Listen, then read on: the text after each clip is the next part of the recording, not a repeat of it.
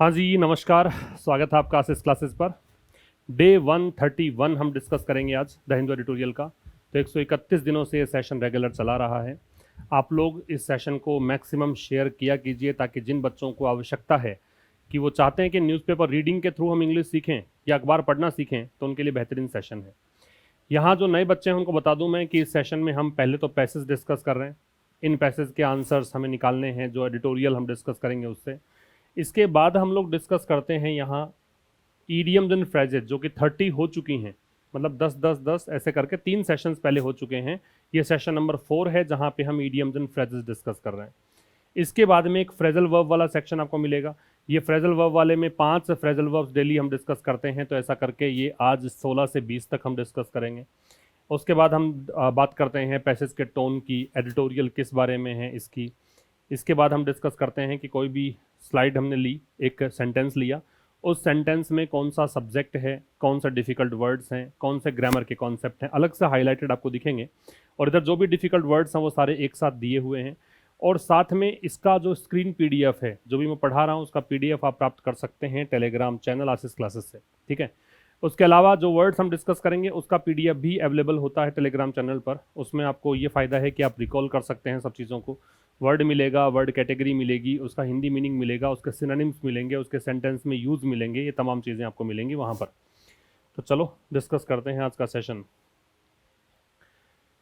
पहले तो हम कुछ ये जो फ्रेजल वर्ब्स हैं और ये ईडियम्स एंड फ्रेज पहले ये वो डिस्कस कर लेते हैं, उसके बाद में हम पैसेज पे आएंगे। तो देखो, ईडियम्स एंड फ्रेजेस में 31 से 40 इसमें वो चीज़ें हैं जो पिछले सालों में पूछी गई हैं या फिर कुछ नया भी हो सकता है। रीड बिटवीन द लाइन्स, मतलब लाइंस के बीच में पढ़ना, मतलब जो हिडन मीनिंग है उसको पढ़ने की कोशिश करना। मैं जैसे बताऊं उस चीज़ को वैसे लिंक करने की कोशिश करना ताकि आपको ये चीज़ें आसान लगे और आप लंबे समय तक दिमाग में रख सकें। रीड बिटवीन द लाइंस का मतलब है, रीड मतलब पढ़ना, बिटवीन का मतलब होता है के बीच, लाइंस मतलब जो लाइंस दे रखी हैं। देखो, एक तो है जो लिखा हुआ है वो तो पढ़ ही पा रहे हो आप, लेकिन उसके पीछे का मीनिंग क्या है वो पढ़ना, वो कहलाता है read between the lines. To understand the hidden और इम्प्लाइड मीनिंग, छुपा हुआ अर्थ समझना। अंडर द वेदर, कई बार आपने सुना होगा कि मौसम के चपेट में आ गया है कोई व्यक्ति, है ना, सुना होगा ना। गांव में हम लोग बात करते हैं कि मौसम की चपेट में आ गया है, इसका मतलब वो बीमार हो गया है। तो मौसम का प्रभाव अगर शरीर पे पड़ने लग जाए तो बीमार पड़ जाएगा। टू फील स्लाइटली इल और अनवेल, बीमार महसूस करना। स्पीक एंड स्पेन, ये साफ सुथरे को बोलते हैं। परफेक्टली नीट एंड क्लीन और टाइडी को बोलते हैं। याद ना रहे तो इसको स्पिक अगर गूगल करोगे आप, SPICK, इसका मतलब होता है साफ सुथरा, तो इससे बना है ये clean and tidy. Keep something at bay, at bay जो है ना, इसका मतलब है कि आप किसी को नज़दीक आने से रोकते हो। एट बे का मतलब है कि कोई एनिमल है, कोई व्यक्ति है, वो आप पर अटैक करना चाहता है तो उसको आप नज़दीक आने से रोकते हो, उसको बोलते हैं एट बे। कीप मतलब रखना, समथिंग मतलब किसी चीज़ को, एट बे मतलब दूर दूर रखना, तो किसी चीज़ को दूर रखना, to keep something away. To let the cat out of the bag, जादूगर है मान लो, मजिशियन है, और वो अपने एक थैले में, थैला रखता है जादूगर आमतौर पर, तो अपने थैले के अंदर मान लो कि कैट लेकर आया है ना। और वो एक रहस्य है, सीक्रेट है, वो किसी न किसी जादू की ट्रिक से, मैजिकल ट्रिक से वो बताएगा कि हाँ देखो मैंने इस चीज़ को कबूतर बना दिया, इस चीज़ को कैट बना दिया। तो वो उसने मान लो कैट जो उसके थैले में थी, बैग में थी, उसको बाहर आने दिया। लेट का मतलब होता है कोई काम करने को अलाउ करना, किसी चीज़ को होने से घटित होने देना। तो let the cat out of the bag, तो कैट को बैग से बाहर आने देना। टू रिवील अ सीक्रेट, राज खोल देना, है ना, सीक्रेट उजागर करना, ये मतलब है इसका। फिर 36 से देखिए, ये सब याद करने हैं आपको, पीडीएफ आपको मिल जाती है टेलीग्राम पर, वहां से इसको रिवाइज कर लिया करो। 36 कह रहा है टू बेल द कैट, बिल्ली के गले में घंटी डालना। बड़ा मुश्किल सा काम है। पहली बात तो बिल्ली को पकड़ना, उसके बाद उसे गले में घंटी डालना, तो ये रिस्की काम है, एक प्रिकैरियस एक्शन है, एक रिस्की सिचुएशन है। To take on a difficult और डेंजरस टास्क ऑन क्लाउड 9, ये देखो आमतौर पर जैसे 10 क्लाउड है मान लो, और उसमें से 9th नंबर पर आप हैं, है ना, तो उस पर बहुत ऊंचाई पर आप हैं, और ऊंचाई पर व्यक्ति होता है बहुत ही खुश नजर आता है कि मैं इतना ऊंचाई पर हूँ कि सभी मुझे अपने से नीचे नजर आ रहे हैं। एक्चुअल में इंसान की टेंडेंसी ये होती है कि अपने आप से दूसरों को नीचा ही देखना चाहता है इंसान आमतौर पर। तो अगर आप क्लाउड 9 पर है, याद करने का ट्रिक बता रहा हूँ, अगर क्लाउड 9 पर है तो आपको बहुत ही ऐसे एक्सटेसी या फिर हैप्पीनेस फील होगी, आपको लगेगा कि दूसरे लोग मेरे से बहुत नीचे हैं, तो to be extremely happy. In a tight corner, एक तो कॉर्नर में होना कि किसी को कॉर्नर में आपने डाल दिया, इसका मतलब पहले से ही वो क्या है, आपने उसको, उस पर जुल्म किया है, उसको थोड़ा सा आपने टॉर्चर किया है, और टाइट कॉर्नर में है कि उस कॉर्नर से आप बाहर नहीं निकल पा रहे हो। कॉर्नर भी ऐसा है कि बहुत ही टाइट सिचुएशन है। सिचुएशन टाइट जब होती है तो इसका मतलब मुश्किल हालातों में होते हो। तो इन अ टाइट कॉर्नर का मतलब है इन अ वेरी डिफिकल्ट सिचुएशन, बहुत ही मुश्किल स्थिति में होना। हेड ओवर हील्स, एकदम उल्टा पुल्टा, हेड ऊपर, हील्स मतलब एडी जो नीचे होती है, उल्टा कर दो, है ना, जस्ट अपोजिट अपसाइड डाउन कर दो तो हेड ओवर हील्स हो जाएगा। और आमतौर पर ऐसा, या फिर यूँ माने कि सर का काम क्या है, हेड का काम क्या है, सोचना, है ना, और हील्स का काम क्या होता है, ये पैर हैं तो पैर चलने के काम करते हैं। अब आपका दिमाग जो है जिससे आप सोचने का काम करते हो, ब्रेन है, वो कुछ ऐसा काम कर रहा है जैसे घुटनों में आ चुका है, ऐसा हम बोलते हैं आमतौर पर कि उसका दिमाग तो घुटने में है, इसका मतलब मूर्खता कर रहा है। तो ऐसे करके इसको रिलेट कर सकते हो कि जब व्यक्ति प्रेम में होता है तो वो पागल सा हो जाता है, उसको पता ही नहीं पड़ता क्या सोच रहा है, क्या कर रहा है। तो एक प्रकार से वैसे ही काम करे जैसे उसका दिमाग जो है वो घुटने में है। ये तो खैर हील्स है, उससे भी नीचे है दिमाग, है ना। तो ये है to be deeply in love. On thin ice, कभी मान लो आप कैसे ऐसे किसी कंट्री में, ऐसी किसी जगह पे गए जहाँ पे आइस है, और वो आइस बहुत ही थिन है। मान लो आपने पैर रखा और पैर रखते हो आइस टूट जाए, और टूटते ही आपका पैर धंस जाए, इसका मतलब क्या है, इन अ प्रिकैरियस और रिस्क सिचुएशन वो स्थिति कैसी है, जोखिम भरी स्थिति है, खतरनाक स्थिति है। थिन आइस मतलब बिल्कुल बारीक सी परत है आइस की, उस पर आपने पैर रखा और पैर रखते ही वो नीचे धंस जाती है, इसका मतलब आप सिचुएशन कैसी सिचुएशन में हो, प्रिकैरियस या रिस्क सिचुएशन में हो। तो ये तो 10 हमारी ईडियम्स हैं, ये बस मैंने एक बार के लिए रीड करके बता दिया आपको, बाकी आपको याद कर लेना है।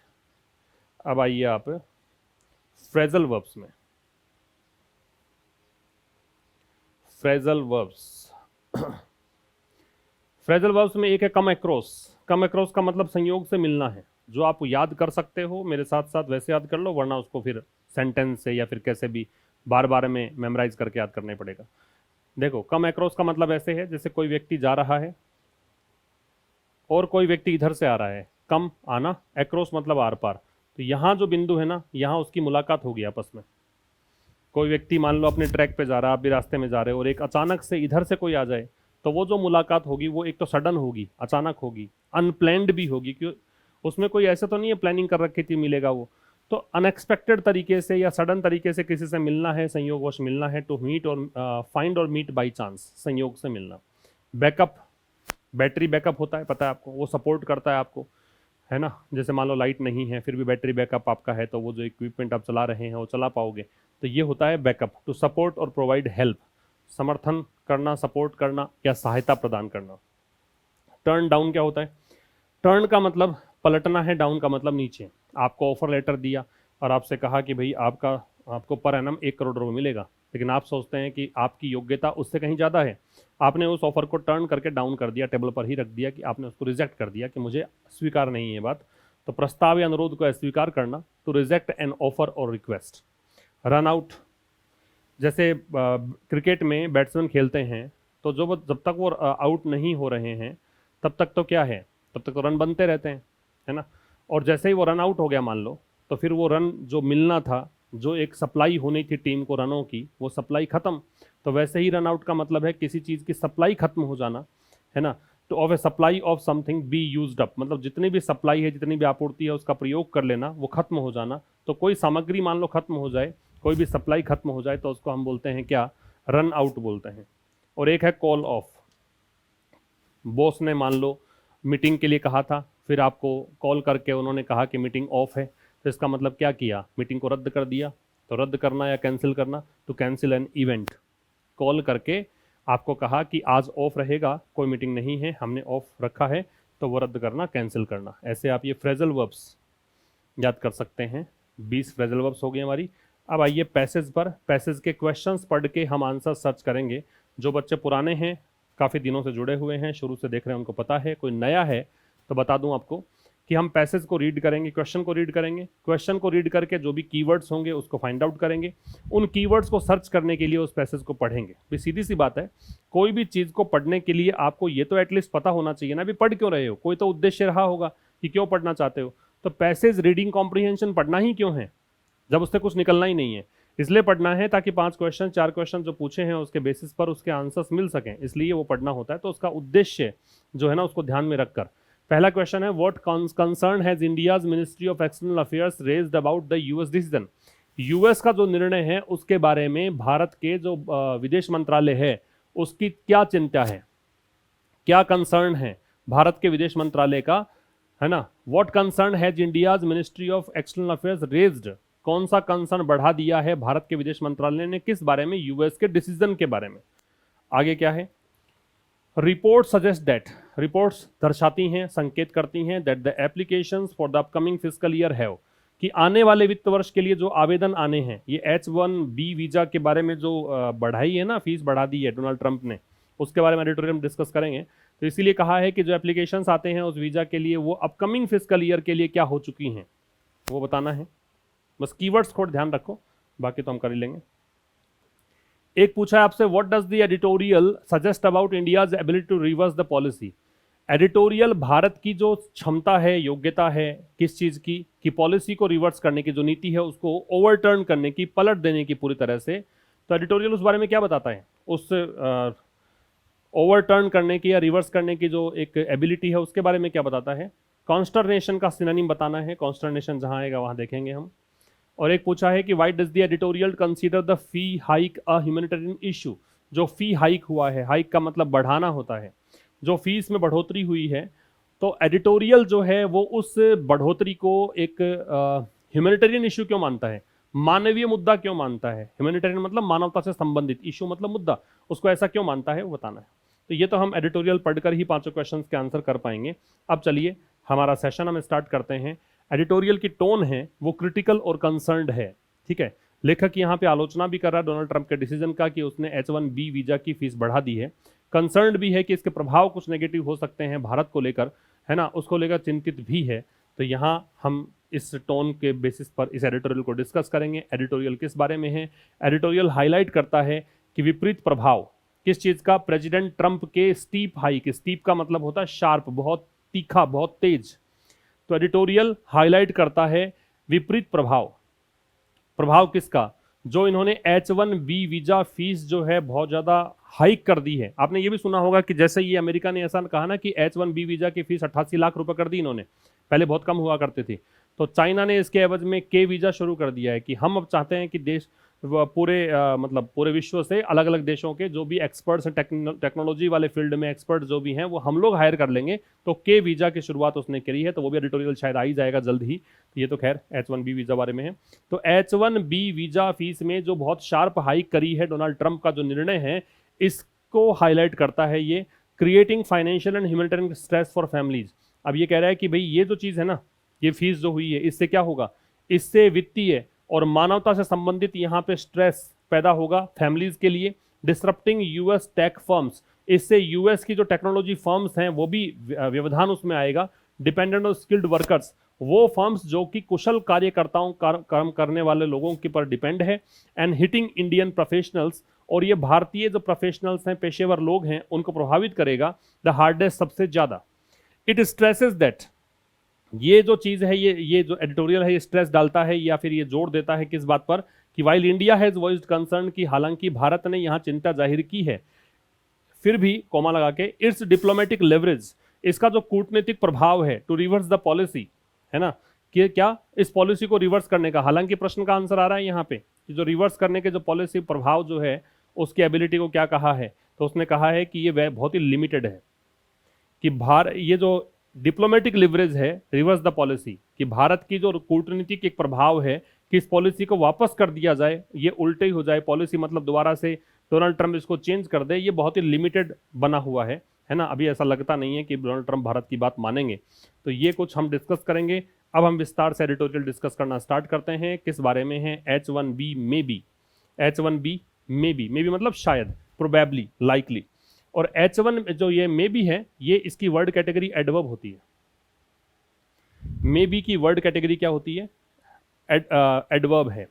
ये हमने काफी बार आम बोलचाल की भाषा में भी यूज करते ही हैं, भले अंग्रेजी बोलनी आए या ना आए, लेकिन हम लोग यूज कर लेते हैं कई बार मे बी मतलब हो सकता है ना।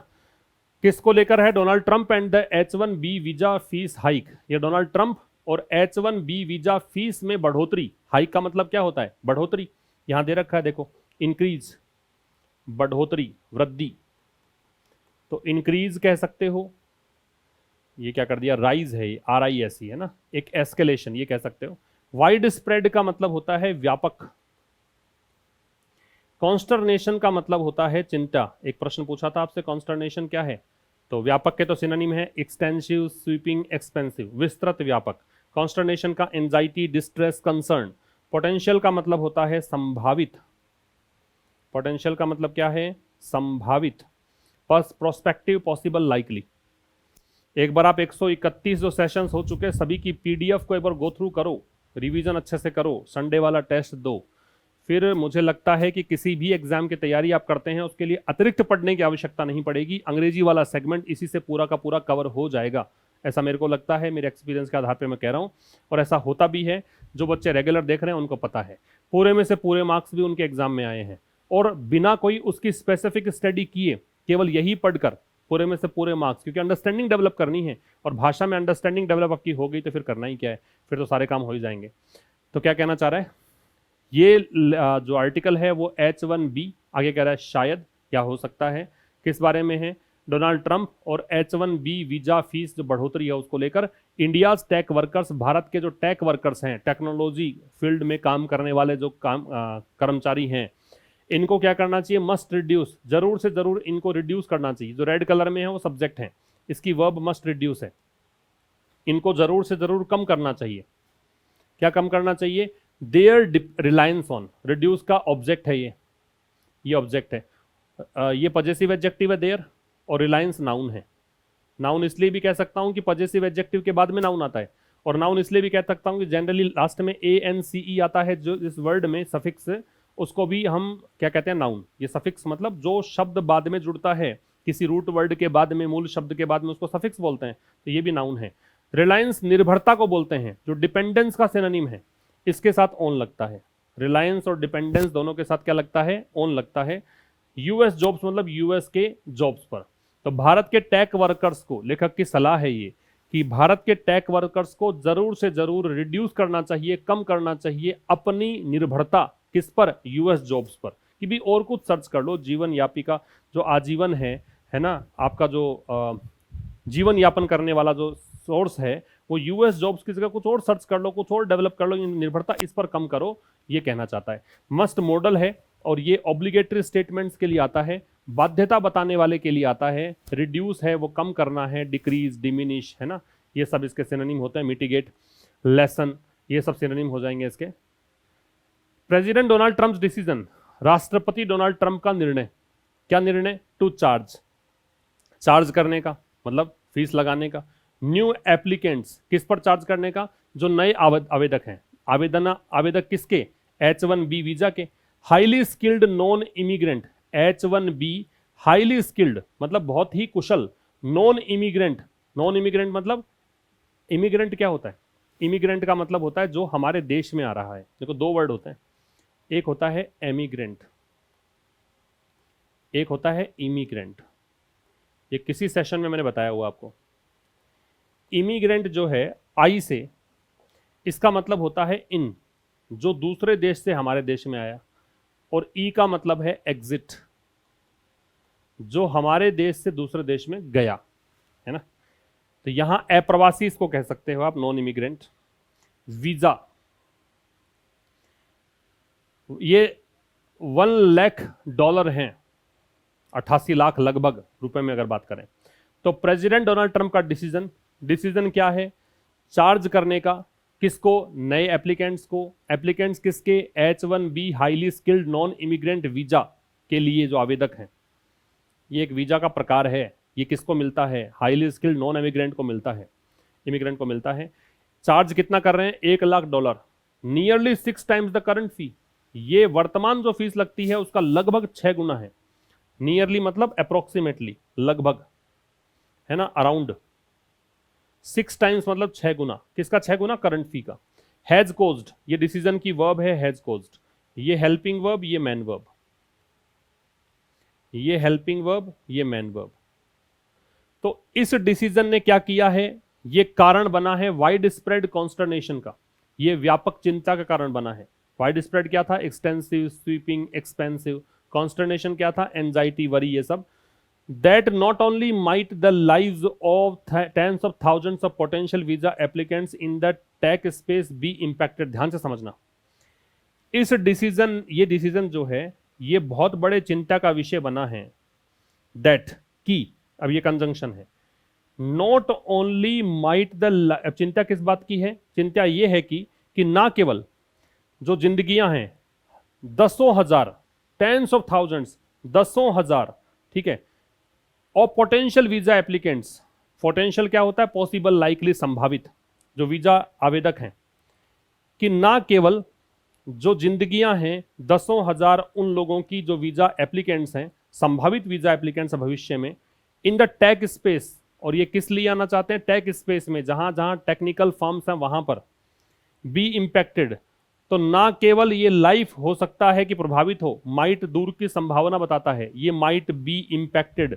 पैसिव वॉइस दे दिया मॉडल के साथ बी प्लस थर्ड फॉर्म, तो ना केवल हो सकता है कि दसों हजार लोगों का जिंदगियां प्रभावित हो, लीडिंग टू का मतलब होता है गिव राइज टू, मतलब परिणित होना, लीड टू का मतलब होता है परिणित होना, रिजल्ट निकलना, है ना। इसका परिणाम क्या निकलेगा? ह्यूमैनिटेरियन कॉन्सिक्वेंस, ये होता है मानवीय संकट कह सकते हो। वैसे ह्यूमैनिटेरियन होता है मानवता से संबंधित, दया, करुणा, उदारता, ये गुण जो है वो ह्यूमैनिटेरियन गुण है। कॉन्सिक्वेंस क्या होता है? दुष्परिणाम या नेगेटिव रिजल्ट्स। यहां देखो मैंने लिखा है adverse effects experienced by people due to certain events, विपरीत प्रभाव। प्रभाव कैसे? जो लोगों के द्वारा एक्सपीरियंस किए जाते हैं, किस कारण से? सर्टेन इवेंट्स, कई घटनाओं के कारण। मान लो हो सकता कोई आपदा आ गई, कोई ये संकट ही आ गया मान लो, इसके कारण जो जिंदगियां प्रभावित होती है इंसानों की, जो नेगेटिव प्रभाव उनके जिंदगियों पर पड़ता है, उनको बोलेंगे हम ह्यूमैनिटेरियन कॉन्सिक्वेंस। इसको वैसे हिंदी में कहिए मानवीय संकट, ठीक है। इसका परिणाम क्या होगा? मानवीय संकट पैदा हो जाएगा। किसके लिए? फॉर फैमिलीज, परिवारों के लिए।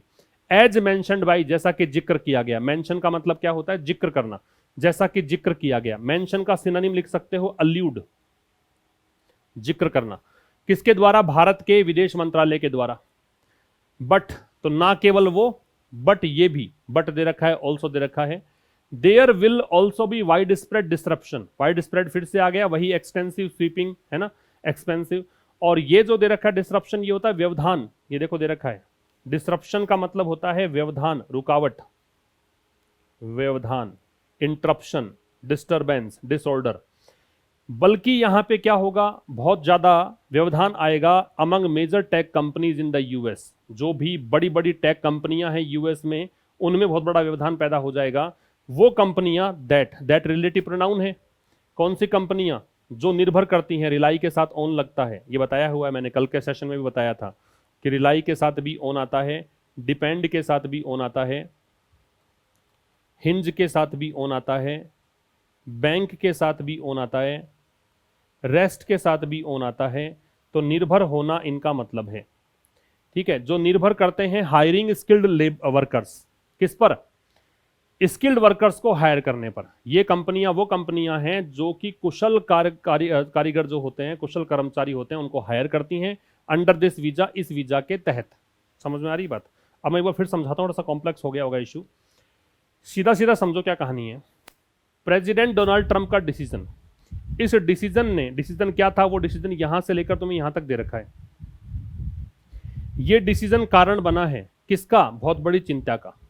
की चिंता क्या है? ये कंजंक्शन है, ये यहां कंजंक्शन है। चिंता ये है कि ना केवल दसों हजार लोग जो संभावित रूप से इन वीजा एप्लीकेशंस लगाएंगे, H1B वीजा टेक्निकल फर्म्स में, ना केवल इनकी जिंदगियां प्रभावित हो सकती हैं,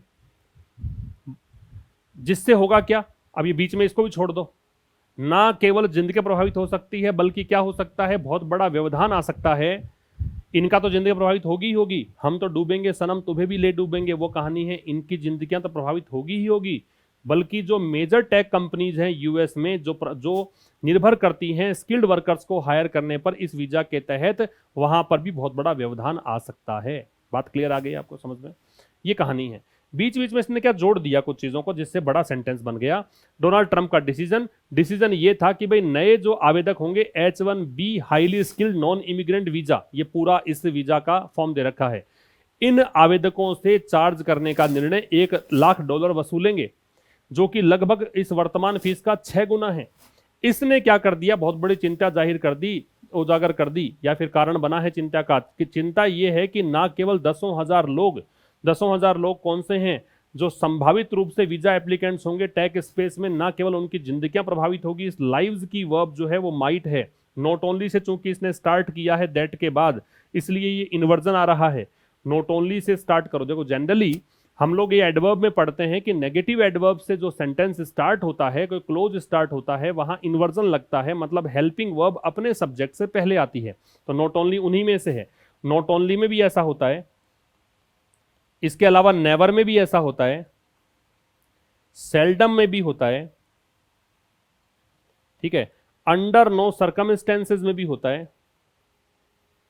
अंडर नो सर्कमस्टेंसेज।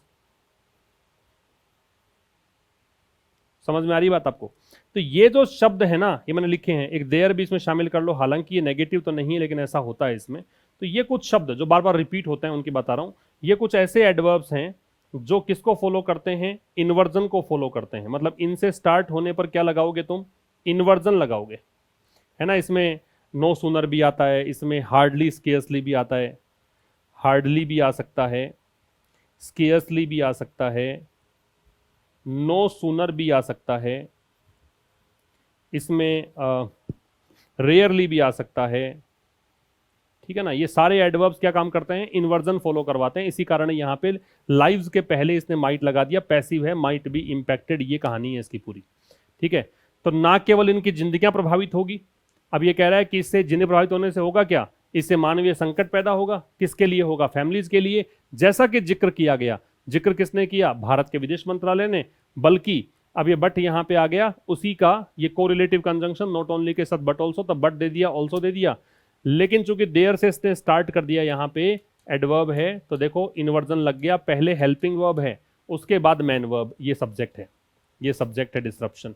डिसरप्शन का मॉडिफायर ये एडजेक्टिव है, वाइड स्प्रेड। तो ना केवल ऐसा होगा बल्कि बहुत व्यापक स्तर पे, बहुत बड़े स्तर पे व्यवधान आएगा। किस में, मेजर टेक कंपनीज में।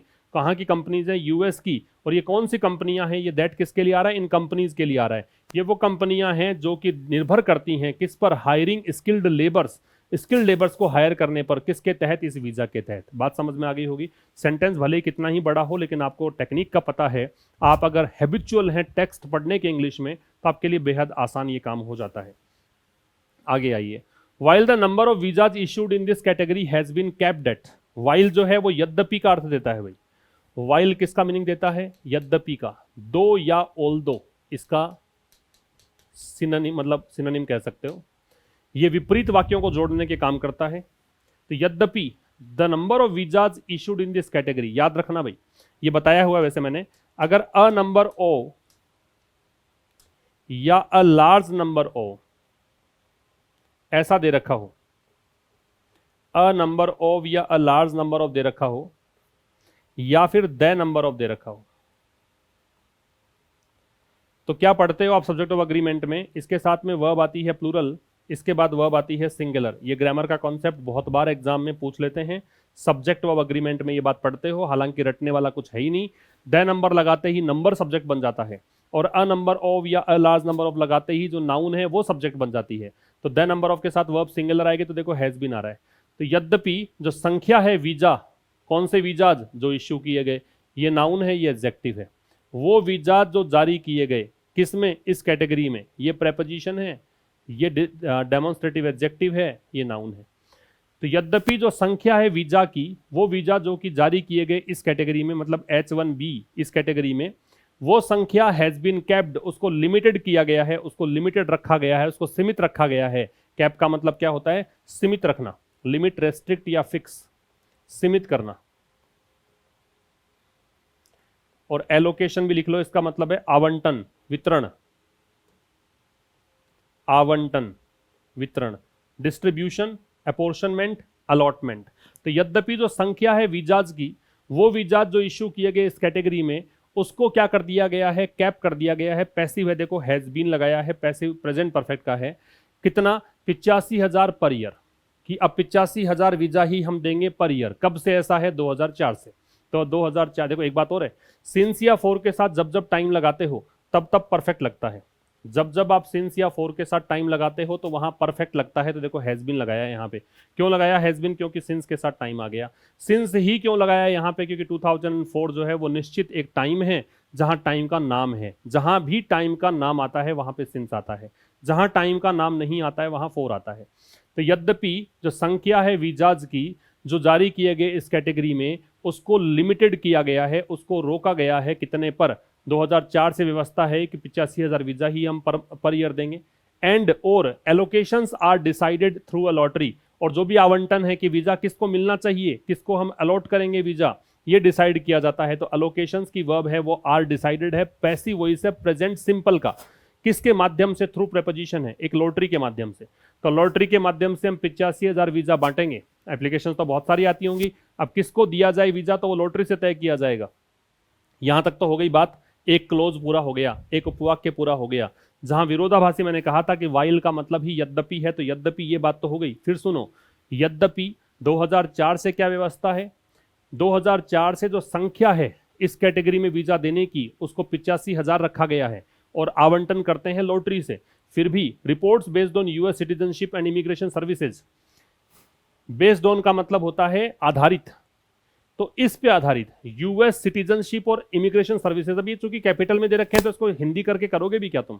ठीक है, तो ये रिपोर्ट्स किस पे आधारित? इस पे आधारित।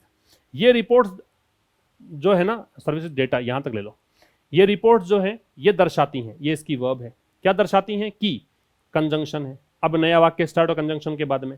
ये दर्शाती हैं कि applications for the upcoming fiscal year, कि आने वाले वित्त वर्ष में, आने वाले वित्त वर्ष में जो आवेदन है ना, हैव ड्रॉप्ड, ये आवेदन गिर चुके हैं, इनमें गिरावट आ चुकी है।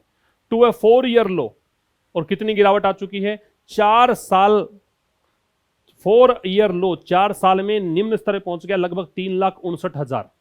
मतलब 4 साल में होना कितना चाहिए था, है ना? इसको आप गुणा करके देख लो, मल्टीप्लाई करके देख लो। अब ये कह रहा है कि 4 साल का लगभग इतना स्तर पे आ गया है, ये लो स्तर पे आ गया है, 4 साल में इतना कभी नहीं गया, ये कहना चाह रहा है। फिर समझ लो, कह रहा है कि भाई हालांकि हर साल पे एक लिमिट रखी गई है, 85,000 वीजा हम बांटेंगे, लॉटरी के माध्यम से बांटेंगे, लेकिन अगर इन डेटा पे नजर डालें तो ये दर्शाता है कि जो एप्लीकेशंस हैं आने वाले वित्त वर्ष के लिए, ये प्रश्न था कि क्या प्रभाव पड़ा है इसका, तो आने वाले वित्त वर्ष के लिए जो एप्लीकेशंस हैं, आवेदन हैं, वो गिर चुके हैं, उनमें गिरावट आ चुकी है। और गिरावट कहां तक आई है? तो ये लिमिट बता रखी है कि यहां तक आई है, लगभग 4 साल का निम्न स्तर पे आ गया है, ये इतने तक गिरावट आई है। ठीक है, आगे चला जाए।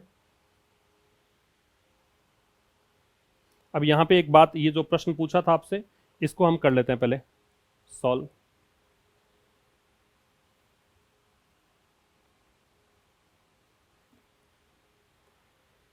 देखो कहां से पूछा था आपसे, ये रहा। Report suggest that the applications for the upcoming fiscal year have, report दर्शाती हैं कि जो एप्लीकेशंस हैं आने वाले वित्त वर्ष के लिए क्या हुआ है, उसमें वो 4 साल के निम्न स्तर पे पहुंच गया है, 4 ईयर लो। ठीक है, 4 साल में सबसे कम स्तर पे पहुंच गया है। भी एप्लीकेशंस 85,000 तो बांटते हैं, ये एप्लीकेशंस कितने आते हैं? एप्लीकेशंस तो बहुत सारे आते हैं। अब 4 साल में इतने कम एप्लीकेशंस कभी नहीं आए, ये कहना चाह रहा है। 4 साल में इतने कम एप्लीकेशंस कभी नहीं आए इनके पास, अब की बार आए हैं। और कितने आए हैं? लगभग 3,59,000। देना इनको इतना है 85,000, वो एक लिमिट डिसाइड कर रखी है। एप्लीकेशन ज्यादा ही आती है, लेकिन 4 साल में इससे कम एप्लीकेशन कभी नहीं आई, ये कहना चाहता है। ठीक है, आगे देखो। इंडियन नेशनल्स, भारतीय नागरिक, इस नेशनल का मतलब नागरिक है, बात समझना ध्यान से, बहुत इंपॉर्टेंट है। नेशनल जो शब्द है ये एडजेक्टिव भी होता है और ये नाउन भी होता है। नेशनल नाउन भी होता है, नेशनल एडजेक्टिव भी होता है। अगर ये नाउन है तो इसका मतलब है सिटीजन, नागरिक, और अगर ये एडजेक्टिव है तो इसका मतलब है related to nation, related to a nation, मतलब राष्ट्रीय। इसका मतलब तो क्या है? राष्ट्रीय। और इसका मतलब क्या है? नागरिक। ये फर्क है। ठीक। Indian nationals typically account for, भारतीय नागरिक मतलब कितने भारत वाले लोग जाते हैं अमेरिका टेक्निकल फर्म्स में इस वीजा के तहत, वो बता रहा है। टिपिकली मतलब सामान्यतया, टिपिकली मतलब यूजुअली, लिख लेते हैं इसको, सामान्यतया, generally, usually, normally. Account for का मतलब है मिलकर बनाना, इतना पार्ट कवर करना, ठीक है, बनाना कह सकते हो, इतना पार्ट बनाना, कॉन्स्टिट्यूट, मेकअप या फॉर्म। इंप्लाई का मतलब होता है अर्थ निहित होना या संकेत देना, छुपा हुआ अर्थ, रीड बिटवीन द लाइंस पढ़ा था हमने, वहां पे इंप्लाइड मीनिंग आया था, वही है ये इंप्लाई, अर्थ निहित होना। भारतीय नागरिक सामान्यतया, अकाउंट फॉर मतलब इतना पार्ट कवर करते हैं। अगर 100 लोग जा रहे हैं अमेरिका तो भारत वाले कितने जाते हैं? 71 लोग तो भारत वाले जाते हैं, ठीक है। तो इन वीजाज का भारतीय नागरिक कितना कवर करते हैं? 71%। यट, फिर भी, अब ये कंजंक्शन है, ये होता है फिर भी। Data also suggest, also adverb है जो मैन वर्ब से पहले आता है। डेटा ये भी दर्शाते हैं कि, ये कंजंक्शन है, क्या दर्शाते हैं कि close to 60% of these visas, कि 60% के लगभग, इन वीजाज का लगभग 60% जो है रेसिपिएंट्स, मतलब जिनको ये वीजा मिलता है, वो 60% लोग जो हैं वो अर्न करते हैं, वो कमाते हैं, ये मैन वर्ब है, less than 1 lakh rupees, 1 lakh dollar से कम कमाते हैं वो। 88 लाख तो तुमने मांगे लिए, 88 लाख कमा ही नहीं पाएंगे, ये और ध्यान रखना।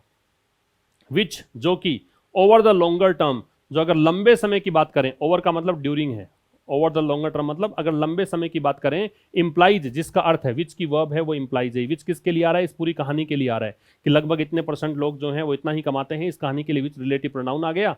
इसकी वर्ब है कि इसका अर्थ ये हुआ दैट, ये कंजंक्शन है। क्या अर्थ हुआ? कि देयर एम्प्लॉयर्स, कि उनके जो नियोक्ता हैं, उनको जो रोजगार देने वाले लोग हैं, मे फाइंड इट हार्डर, उनको बड़ा मुश्किल होगा, टू जस्टिफाई, जस्टिफाई करना, सही ठहराना, hiring such specialized workers from abroad, कि उनको विदेश से ऐसे हाईली स्पेशलिस्ट मतलब बहुत ही विशेषज्ञता प्राप्त लोगों को इनको नियुक्ति देनी है, हायर करना है, तो इनको जस्टिफाई कैसे करोगे? भाई ये कहेंगे हमारी कंपनी में आ जाओ, वो पूछेंगे कितना दोगे, तो कहेंगे हम देंगे इतना, तो वो कहेगा कि भाई आपको ही हमने वीजा के लिए इतना पे कर दिया, हमारी कमाई कहाँ हुई? तो फिर इनको बड़ा मुश्किल लगेगा ये। तो भारतीय जो नागरिक हैं वो सामान्यतया ये जो वीजाज, जो ये वीजाज हैं, इनका कितना % कवर करते हैं? 71%। फिर भी डेटा ये दर्शाते हैं कि लगभग 60% लोग जो हैं, ये जो वीजा धारक हैं, जो वीजा रेसिपिएंट्स हैं, उनके 60% लोग, सोचो रेसिपिएंट जितने भी होंगे उसका 60% निकालोगे, तो रेसिपिएंट्स चूंकि प्लूरल काउंटेबल है, तो यहाँ 60% भी आएगा, वो काउंटेबल ही तो आएगा, इसलिए यहाँ पे प्लूरल वर्ब, प्लूरल सब्जेक्ट मानकर वर्ब हमने प्लूरल ली है अर्न, वरना यहाँ पे अर्न्स आता अगर ये सिंगुलर होता तो। वो कितना कमाते हैं? 1 लाख से भी कम, लेस देन, लिटिल की डिग्री कंपैरेटिव लेस, किसकी कंपैरेटिव डिग्री है? लिटिल की कंपैरेटिव डिग्री है। लिटिल डिग्री पॉजिटिव होती है, इसकी कंपैरेटिव होती है लेस, इसकी सुपरलेटिव होती है लीस्ट, ठीक है। तो ये कमाते हैं 1 लाख से भी कम, जो कि लंबे टाइम पे अगर बात करें, लॉन्गर टर्म से बात करें, तो इसका मतलब ये हुआ कि उनके जो नियोक्ता हैं उनको बड़ा मुश्किल लगेगा, हो सकता है कि इनको मुश्किल लगे जस्टिफाई करना, सही ठहराना, किस चीज को? इन स्पेशलाइज्ड वर्कर्स को हायर करने को। जस्टिफाई यहाँ मैन वर्ब मानो, ये टू जस्टिफाई इन्फिनिटिव है, इसका ऑब्जेक्ट है ये हायरिंग, और ऑब्जेक्ट जब आईएनजी फॉर्म में आए तो जेरेंड बनता है, तो ये जेरेंड है। तो ऐसे स्पेशलाइज्ड वर्कर्स को, एब्रोड का मतलब विदेश से तुम अगर लेके आना चाहते हो, हायर करना चाहते हो, तो जस्टिफाई करना बड़ा मुश्किल लग सकता है, ठीक है। आगे चलिए। The external affairs ministries response, response का मतलब होता है रिएक्शन, प्रतिक्रिया। रेस्पॉन्स का मतलब क्या है? रिएक्शन। तो जो विदेश मंत्रालय है उसकी प्रतिक्रिया, प्रतिक्रिया के साथ टू लगता है, ठीक है। प्रतिक्रिया किसको दी है? व्हाइट हाउस एक्शन, जो राष्ट्रपति भवन के द्वारा निर्णय लिया गया है, वहां के राष्ट्रपति भवन को क्या कहते हैं? White house. इसका मतलब डोनाल्ड ट्रंप के द्वारा डिसीजन लिया गया, बात एक ही है। तो व्हाइट हाउस के द्वारा जो निर्णय लिया गया है उसके प्रति जो भारत के विदेश मंत्रालय की प्रतिक्रिया है ना, इंक्लूडेड, उसमें शामिल था।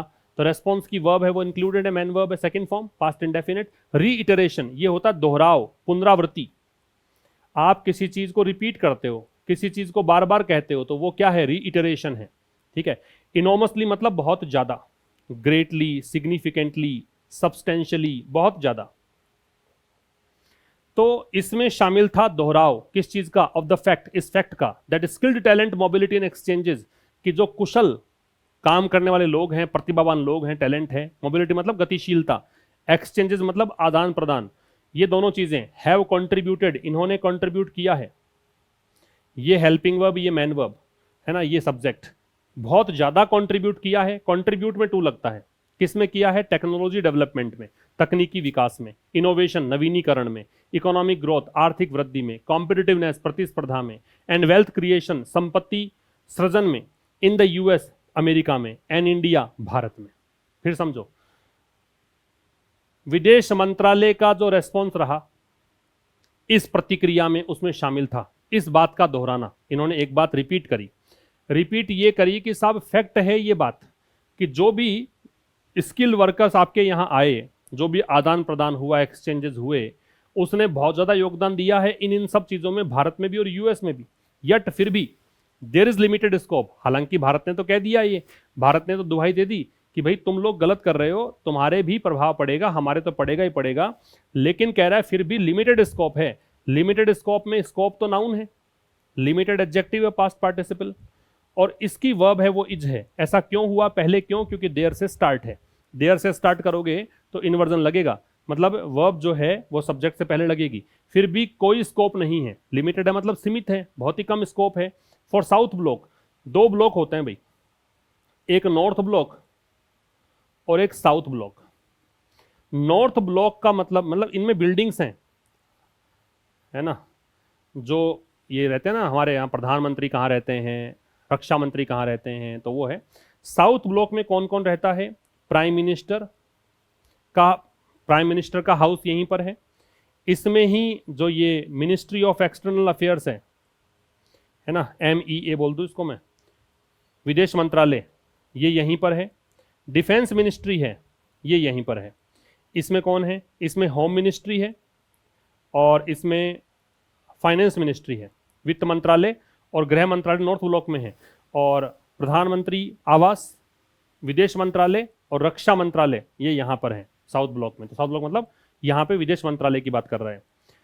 तो कह रहा है कि विदेश मंत्रालय के लिए स्कोप है ही नहीं टू अप्लाई प्रेशर, कि आप कोई दबाव डाल सको अमेरिका पर, डिप्लोमेटिक और पॉलिटिकल, कूटनीतिक या राजनीतिक, to get the policy reverse. किस लिए? इस पॉलिसी को रिवर्स करने के लिए। गेट का प्रभाव है कि यहाँ पे थर्ड फॉर्म आ गई, और गेट के साथ थर्ड फॉर्म मतलब ये कॉजेटिव वर्ब है। देखो गेट कॉजेटिव वर्ब होती है, और गेट के साथ जब तुम वर्ब लगाते हो तो वर्ब की थर्ड फॉर्म लगती है। इसका मतलब है कोई भी काम करवाना, ये पॉजिटिव वर्ब है, किसी से कोई काम करवाना। तो इस पॉलिसी को रिवर्स करवा दो आप, इस पॉलिसी को ओवरटर्न कर दो, इस पॉलिसी को तुम वापस से पलट दो, है ना। इसके लिए तुम्हारे पास कोई स्कोप है ही नहीं, तुम प्रेशर डाल ही नहीं सकते, ये कहना चाहता है। ये होगी कहानी हमारी आज के एडिटोरियल की। अब एक बार ये जो है आप लोग मैच कर लें, उसके बाद पैसेज पे आएंगे। कॉन्स्टर्नेशन चिंता को बोलते हैं, चिंता के लिए वर्ड कौन सा है? डी, एंजाइटी, है ना, डिस्ट्रेस, डिसमे। ह्यूमैनिटेरियन क्या होता है? मानवता से संबंधित, तो कौन सा है? कंपैशनेट ह्यूमन, मैंने कहा था, मानवीय गुण, दयाशीलता, उदारता। ये डिस्ट्रप्शन का व्यवधान, तो डिस्टर्बेंस, सी। अलोकेशन का आवंटन, आवंटन का बी। और रीइटरेशन का दोहराना, रीस्टेटमेंट या एम्फेसिस, वापस से जोर डालना, पुनरावृत्ति, तो ए। ये आपका मैच द कॉलम एक्सरसाइज हो गई। अब आइए पहला क्वेश्चन, सेकंड तो हमने कर लिया था। पहला क्वेश्चन क्या है? What concern has India's Ministry of External Affairs raised about the US decision? Bharat के विदेश मंत्रालय ने कौन सी चिंता बढ़ा दी है इस डिसीजन के बारे में? क्या कहा है? ये कहा है कि it will lead to humanitarian consequences for families, कि परिवार के लिए ये मानवीय संकट पैदा करेगी, ये कहा है। तो बी आंसर आएगा। दूसरा हम कर ही चुके थे, इससे आगे आइए। थर्ड क्वेश्चन क्या कह रहा है? थर्ड क्वेश्चन कह रहा है कि what does the editorial suggest about India's ability to reverse the policy. Last आया था ना, अंत में ही देखा था हमने कि इसको रिवर्स करने के बारे में क्या कह रहा है लेखक? लेखक कह रहा है कि it has strong diplomatic leverage, Bharat का प्रभाव बहुत बड़ा प्रबल प्रभाव है, ऐसा नहीं है। Limited diplomatic and political space, scope, Bharat के पास लिमिटेड स्कोप है, बहुत ही कम स्कोप है, चाहे डिप्लोमेटिक मानो या पॉलिटिकल मानो, कि रिवर्स करवा सके। तो बी आंसर आएगा यहाँ भी। फिर आपसे पूछा कॉन्स्टर्नेशन, कॉन्स्टर्नेशन का चिंता होता है, चिंता के लिए यहाँ anxiety and distress, B answer यहाँ भी आएगा। चारों में बी आ रहा है। और एक क्वेश्चन और बचा हुआ अपना 5 number. Why does the editorial consider the fee hike humanitarian issue? क्यों इसको मानवीय मुद्दा माना गया है? It may force families to return abruptly, ये परिवारों को फोर्स करेगा कि अचानक से वापस से छोड़ के आ जाए। It reduces chances for family migration, ये फैमिली के माइग्रेशन के चांसेस को कम करता है।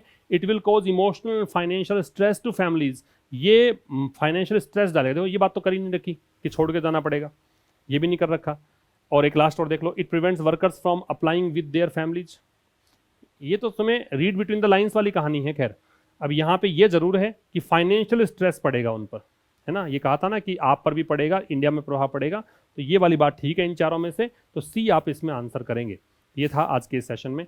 मुलाकात होगी अब कल एक नए सेशन के साथ ठीक शाम 5 बजे। तब तक नमस्कार, थैंक यू वेरी मच।